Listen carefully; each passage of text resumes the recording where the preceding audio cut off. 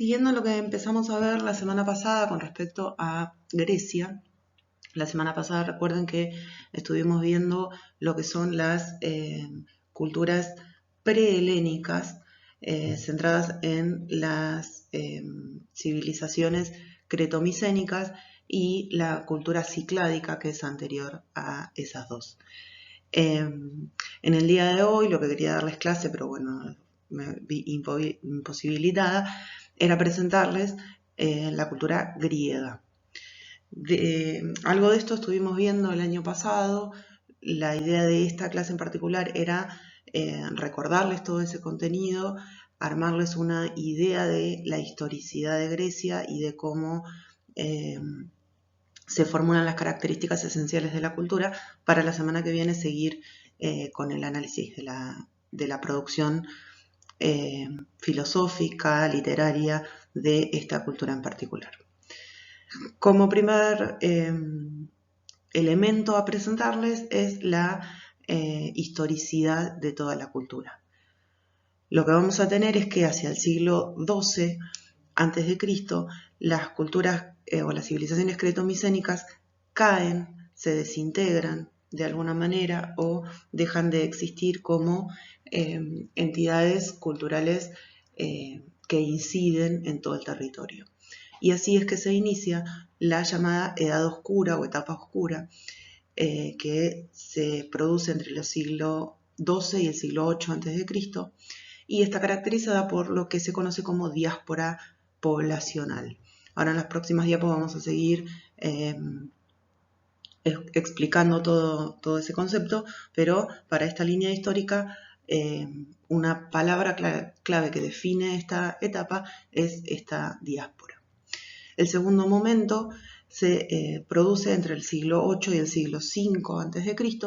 Es una etapa histórica que se llama arcaica o arcaico y refiere al periodo inicial de la cultura propiamente griega.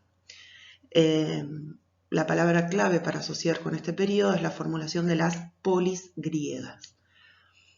El tercer momento, que se da entre el siglo V y el IV a.C., está caracterizado por la supremacía ateniense como ciudad o como polis cultural dentro de la Magna Grecia, y está dominada por se puede definir desde la formulación de la democracia como forma de gobierno y la filosofía socrática o la filosofía idealista de la mano de Platón y de Sócrates propiamente dicho.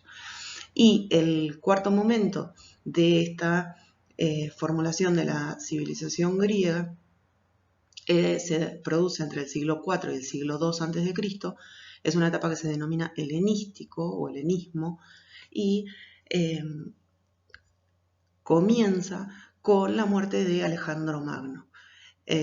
Alejandro Magno deja situado lo que se conoce como Imperio Alejandrino,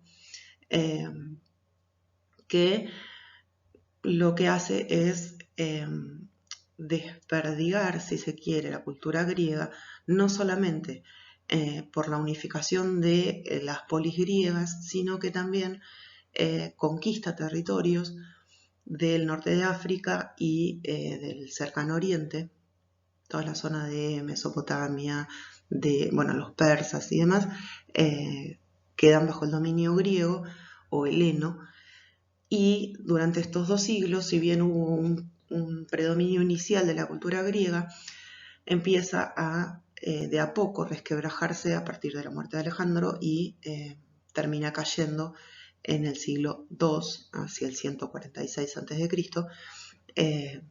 y termina lo que se denominaría etapa helenística griega o griega.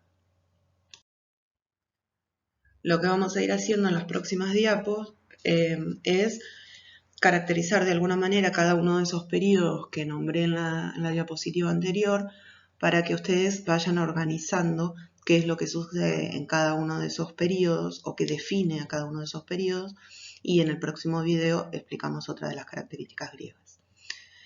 En esta primera edad oscura lo que vamos a tener es que, como las culturas o las civilizaciones cretomicénicas se habían desintegrado de alguna manera, lo que vamos a tener eh, o lo que vamos a presenciar es una gran baja demográfica dentro de todo el territorio asociado eh, a lo que hoy nosotros conocemos como Grecia.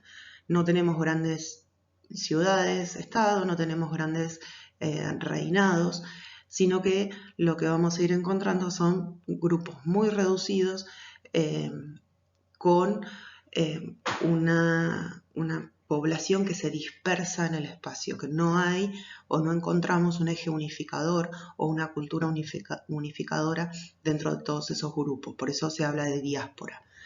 Por otro lado, también se produce una agricultura o una economía de subsistencia. Todo lo que producen esos pequeños grupos humanos son para sobrevivir y no para comerciar o para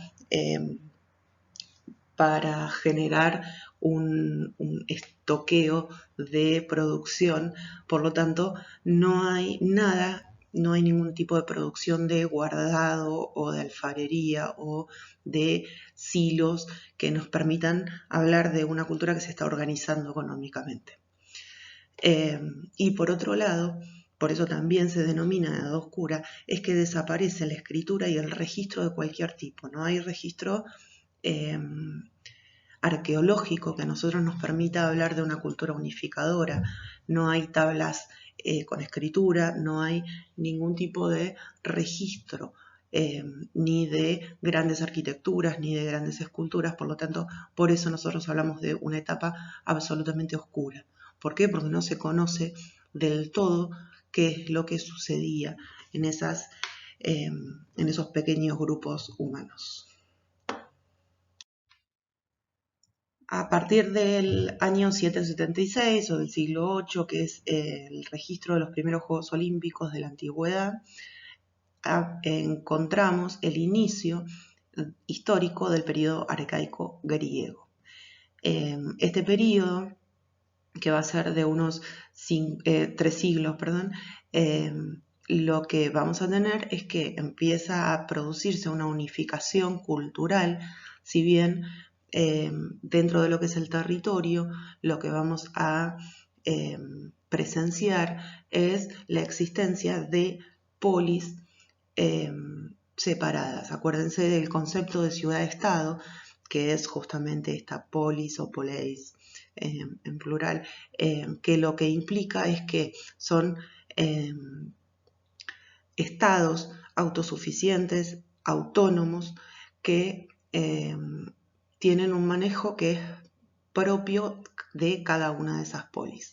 Tenemos la polis ateniense, la polis espartana, la polis tebana.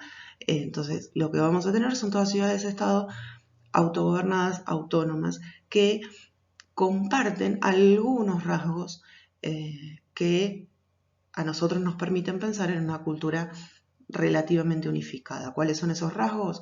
Por ejemplo, la religión, por ejemplo, la lengua, el sistema de escritura. Lo que vamos a tener es que reaparece la escritura fenicia y el lineal o los lineales de alguna manera modificados, lineales A y B, que los habían trabajado los cretenses y los micénicos, sobre todo la aparición o la reaparición del lineal B. Y lo que hacen durante toda esta etapa es, de alguna manera, modificar esos dos sistemas de escritura para originar el lenguaje o la escritura propiamente griega. Entonces, lo que va a suceder durante este periodo arcaico es que, al reaparecer el sistema de escritura y el sistema de registro, empezamos a ver rasgos unificadores de una cultura. Por eso termina la etapa oscura y arranca lo que es la historicidad griega. Por otro lado, también lo que vamos a encontrar es que ya con las polis desarrolladas empiezan a aparecer grupos mercantiles, que quiere decir que Grecia no solamente va a producir o va a tener una economía de subsistencia, sino que esa economía va a ir modificándose para producir elementos que puedan venderse, puedan comercializarse. Y esos bienes van a ser, en muchos casos, los cereales, el aceite y los derivados del olivo, que sobre todo van a comerciar con Oriente. Y en algunos casos también van a comerciar con la alfarería, con la cerámica. Y lo que vamos a tener es que en cada una de esas polis va a estar gobernando o un rey electo, o aparece también la figura del tirano. El tirano es un gobernante. Nosotros en la modernidad hemos asociado la figura del tirano como un gobernante déspota, que no mide las consecuencias, que solamente está basado en su ego para gobernar. La figura del tirano en Grecia no es tan así, o no siempre es así, y etimológicamente a lo que se refiere la palabra tirano es que es un soberano que es ilegítimo, o sea que no tiene el aval de toda la población o de los ciudadanos para estar gobernando, pero no necesariamente es un personaje que gobierna mal, sino que su asunción como gobernante no es legitimada por toda la población que podría elegirlo. Por otro lado, en esta idea de que aparecen tiranos o gobernantes ilegítimos, es porque todos los gobiernos estaban manejados de alguna manera por la aristocracia, por las clases más elevadas de alguna manera, o entre comillas, clases altas de la sociedad, y no siempre esos aristócratas avalaban a los gobernantes. Lo que quería mostrarles para finalizar este primer video de esta serie de 3 es que vieran o mostrarles un mapa de lo que es la zona del mar Mediterráneo, en donde podemos ver todo el territorio de la Magna Grecia, con las ciudades-estado ya desarrolladas para la época del fin del arcaico. Empieza a aparecer el territorio de Macedonia al norte de Grecia, y si ustedes se fijan también va a estar presente, o está presente en el mapa, la zona dominada por los persas en esta etapa final del arcaico, que va a determinar de alguna manera lo que es el desarrollo del periodo clásico.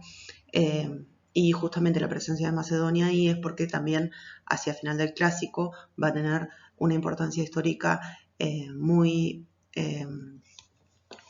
sobresaliente dentro de todo lo que es el territorio griego. Tengan en cuenta que yo lo nombro como Grecia ahora, como territorio griego, pero en esta época son ciudades-estado que configuran una idea de alguna manera de nación conocida como Magna Grecia. ¿Qué quiere decir esto? Que son todas ciudades, acuérdense de la noción de polis, son todas ciudades independientes que se unen en ligas para determinados momentos.